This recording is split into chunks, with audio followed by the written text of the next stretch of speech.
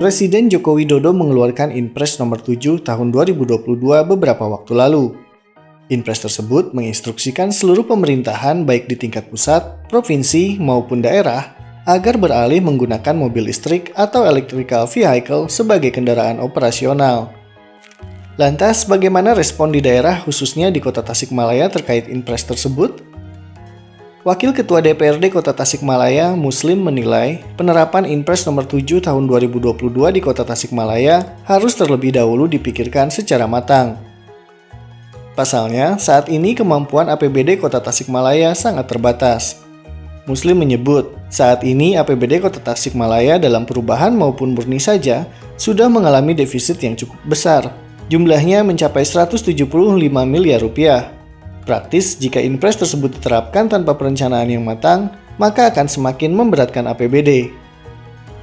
Tapi kalau misalnya harus beli baru, misalnya ada 10 dulu atau berapa dulu, itu menjadi beban terhadap APBD Kota Tasikmalaya. Karena APBD Kota Tasikmalaya ini masih tergantung kepada pusat dan provinsi. Ya. Karena untuk PAD Kota Tasik hanya berpengaruh sekitar 20% untuk APBD Kota Tasikmalaya. Makanya kalau misalnya diwajibkan harus membeli mobil baru, mobil listrik, itu akan membebankan APBD Kota Tasikmalaya. Kendati demikian, Muslim menyebut masih ada solusi lain yang dinilai jauh lebih efektif untuk melakukan pengadaan mobil listrik tanpa terlalu memberatkan APBD, yakni dengan terlebih dahulu melaksanakan pelelangan terhadap mobil-mobil berbahan bakar BBM yang saat ini masih dipakai sebagai kendaraan operasional. Menurutnya, cara ini jauh lebih ringan ketimbang harus melaksanakan pengadaan mobil listrik baru tanpa terlebih dahulu melelang mobil-mobil konvensional yang ada.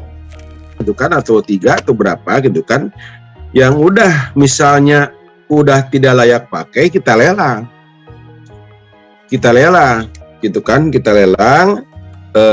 dibelikan ke mobil baru yang listrik. Jangan sampai yang lama tidak dilelang, ya kita terus membeli, berat untuk pemeliharaan. Mobil baru kita harus beli, mobil lama ya juga harus dipelihara, itu yang sangat berat. Karena pemeliharaan itu hampir sama dengan beli baru itu.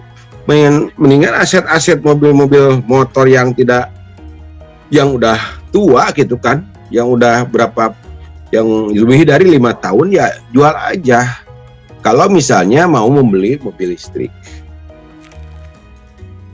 Sementara itu, analisis kebijakan muda bagian umum Kantor Sekretariat Daerah Kota Tasikmalaya, Saiful Kamal, saat ditemui beberapa waktu lalu menyebutkan Pemkot Tasikmalaya masih belum ada rencana untuk melakukan pengadaan mobil listrik. Para pejabat di lingkungan Setda masih menggunakan kendaraan konvensional berbahan bakar minyak dan belum tersiar kabar mengenai rencana peralihan ke mobil listrik.